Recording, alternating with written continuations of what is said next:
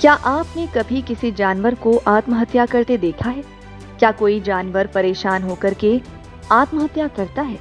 क्या कोई गाय, भैंस, गली के कुत्ते आत्महत्या करने की कोशिश करते हैं?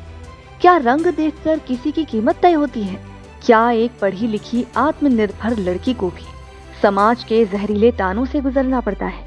जहां एक लड़की ने सिर्फ इसीलिए अपनी जान दे दी क्योंकि उसके ससुराल वालों के लिए उसका ज्ञान और काबिलियत नहीं, बल्कि उसका सांवला रंग, दहेज और पैसा ज्यादा मायने रखता था। नमस्कार प्यारे दर्शकों, आप देख रहे हैं Sanjeev Malik life coach YouTube channel. आप सभी को हृदय से प्रेम नमन। संजीव मलिक लाइफ कोच परिवार का हिस्सा बनने के लिए आप सभी का धन्यवाद। कहते हैं दुनिया में सब कुछ ईश्वर की मर्जी से होता है, तो क्या हमारे जीवन में आने वाली कठिन परिस्थितियों से लेकर खुशियां सब कुछ पहले से निर्धारित होती हैं? अक्सर लोग हमसे सवाल करते हैं कि जब सब कुछ विधाता ने पहले से ही रच रखा है, तो फिर आत्महत्या को पाप की श्रेणी में क्यों रखा जाता है? आज की वीडियो में हम ये जानने की कोशिश करेंगे कि क्या आत्महत्या में भी ईश्वर की मर्जी छिपी होती है या मनुष्य खुद ही ये घोर पाप करता है। बताएंगे सब कुछ, बने रहिए Sanjeev Malik life coach YouTube channel में। ये कहानी है बेंगलुरु की एक लड़की जिसका नाम था शिल्पा। ये कहानी है शिल्पा की, एक पढ़ी लिखी होनहार लड़की जिसकी आंखों में अपने भविष्य के लिए ढेरों सपने थे। इंजीनियरिंग की डिग्री, शिल्पा अपने पैरों पर खड़ी एक आधुनिक भारत की महिला थी। उसे लगा था कि उसकी शिक्षा और काबिलियत उसे समाज की पिछड़ी सोच से आजाद कर देगी। करीब 2.5 साल पहले उसकी शादी प्रवीण से हुई, जो खुद भी एक सॉफ्टवेयर इंजीनियर था। एक खुशहाल जिंदगी की शुरुआत हुई। घर में एक प्यारे से बच्चे की किलकारियां भी गूंजने लगी। लेकिन शादी के बाद शिल्पा की दुनिया बदल जाएगी किसे पता था।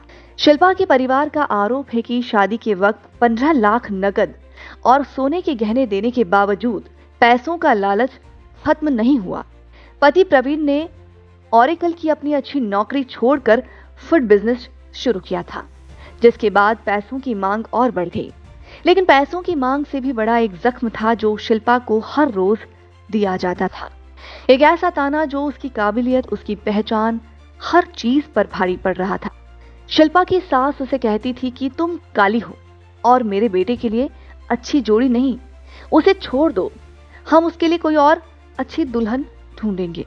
अब जरा सोचिए, बेंगलुरु जैसे हाईटेक शहर में भी एक सॉफ्टवेयर इंजीनियर लड़की को यह सुनना पड़ रहा था।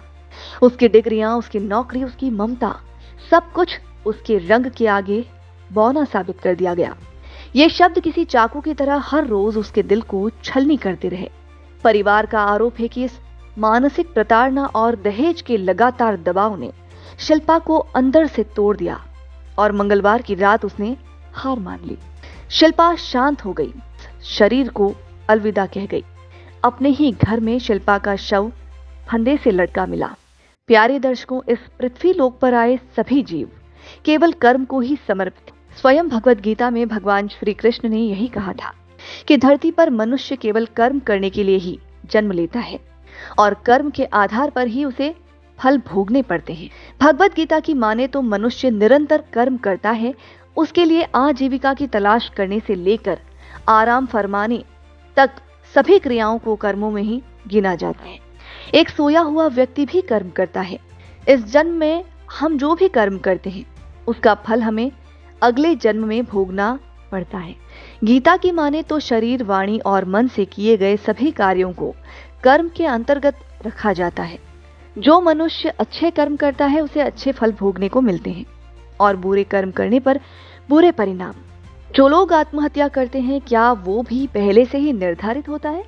आपको बता दें, सत्य तो ये है कि हमारे पूर्व जन्म के कर्मों के आधार पर ही हमारी परिस्थितियां निर्धारित की जाती हैं। लेकिन जीव के परिणाम कभी भी पहले से निर्धारित नहीं किए जाते। जीव को कंप्लीट फ्री विल दी जाती है। आत्महत्या को पाप इसीलिए भी कहा जाता है क्योंकि यहाँ कर्मों का इनकम्प्लीट अंत हो जाता है। क्या आपने कभी किसी जानवर को आत्महत्या करते देखा है? क्या कोई जानवर परेशान होकर के आत्महत्या करता है? क्या कोई गाय, भैंस, गली के कुत्ते क्या ये आत्महत्या करने की कोशिश करते हैं? बिल्कुल नहीं। इन्हें कर्म भोगना तो है ही, साथ ही साथ कोई विकल्प भी नहीं इनके पास। आत्महत्या जैसी अकल्पनीय पाप करने की क्षमता केवल और केवल मनुष्यों में ही पाई जाती है। मनुष्य जीव की चेतना उच्च लेवल की चेतना मानी जाती है। कोई दूसरा जीव मनुष्य जीव की चेतना की बराबरी नहीं कर सकता। भगवान हम इंसानों को कठिन परिस्थिति से निपटने के लिए उच्च मनोस्थिति भी देते हैं। यह सिर्फ इंसानों में ही संभव है, कोई दूसरी योनि में यह संभव नहीं है, ताकि मनुष्य जीव उस परिस्थिति से बाहर निकलने का मार्ग ढूंढ सके। लेकिन उसके उलट मनुष्य हल ढूंढने के बजाय जीवन का ही अंत कर देता है। कर्मों द्वारा दी गई परिस्थिति से भागकर अपने जीवन का अंत कर लेता है, जो कि घोर पाप है। ये कभी भी स्वीकार्य नहीं है। आप कर्म से निपटने का रास्ता निकालिए, लेकिन आत्महत्या जैसा पाप करके कोई बच नहीं सकता, बल्कि इसके परिणाम और भी भयानक मिलेंगे। हम आप सभी को ये बताना चाहते हैं कि दुख दर्द में हल ढूंढने की बजाय अगर मनुष्य जीव भक्ति और साधना का मार्ग अपना ले तो उससे भी वो अपने कष्टों से छुटकारा पा सकता है। परमात्मा जीव को कई विकल्पों के तहत परिस्थिति में डालते हैं। इन विकल्प के साथ वो अपनी मनोस्थिति को बदल सकता है। परिस्थितियां आपके कर्मों पर ही निर्धारित होती हैं और उसे भगवान भी नहीं बदल सकते, लेकिन आप अपनी मनोस्थिति से बेहतर विकल्प चुन सकते हैं। आप भक्ति और साधना की तरफ रुख कर सकते हैं। आप नाम जप कर सकते हैं। परमात्मा ने हम मनुष्य जीव के लिए ढेर सारे विकल्प दे रखे हैं। ये जीव पर निर्भर है कि वो किस विकल्प को चुनेगा। इस परिस्थिति में कोई जीव आत्महत्या करता है तो कसूर किसका है? क्या कसूर भगवान का है? नहीं, इंसान पथभ्रष्ट होकर के ऐसी नीच हरकत करता है।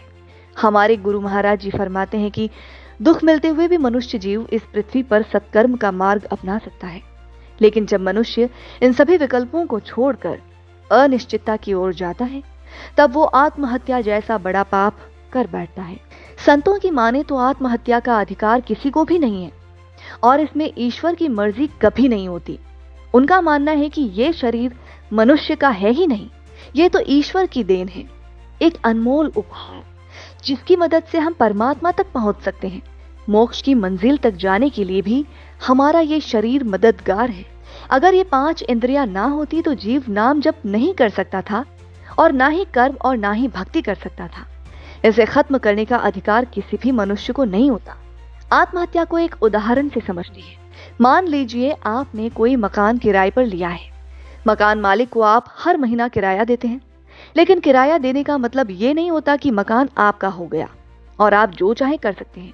आपको मकान मालिक ने अगर मकान दिया है तो इसे तोड़ दें या क्षति पहुंचाने का अधिकार आपके पास नहीं है, और अगर आप ऐसा करते हैं तो इसके विपरीत परिणाम भी आपको झेलने पड़ते हैं। जीव का शरीर भी आत्मा का घर होता है और परमात्मा ने ये घर आत्मा के जीवन के लिए दिया होता है। ऐसे में गलती तब होती है जब मनुष्य शरीर को अपना समझकर इसे तोड़ने पर उतारू हो जाता है। तोड़ने का मतलब है कि वो शरीर को खत्म करने की कोशिश करता है और इसी कोशिश में वो खुद की जान ले लेता है। जब कभी ऐसा होता है तो आत्मा को इसके पाप का परिणाम जरूर भोगना पड़ता है। धर्मशास्त्र में आत्महत्या की इजाजत किसी को भी नहीं दी गई है। ये घोर पाप है। हमारे गुरु महाराज जी फरमाते हैं, ए जीव, चाहे तेरे जीवन में कितना भी बड़ा संकट क्यों ना आ जाए, आत्महत्या कभी भी उसका समाधान नहीं।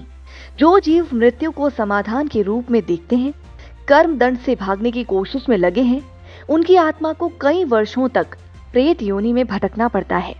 ऐसी भयानक तड़प जो हजारों साल तक भी नहीं मिट सकती। वे जीव जो आत्महत्या करते हैं, उन्हें मुक्ति मिलना लगभग नामुमकिन है। जीव खुद अपने भाग्य का निर्माता है।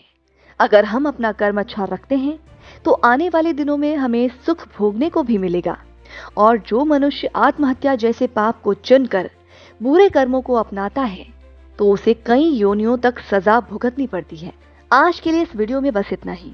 आपको ये जानकारी अच्छी लगी हो तो इसे लाइक और शेयर जरूर करें।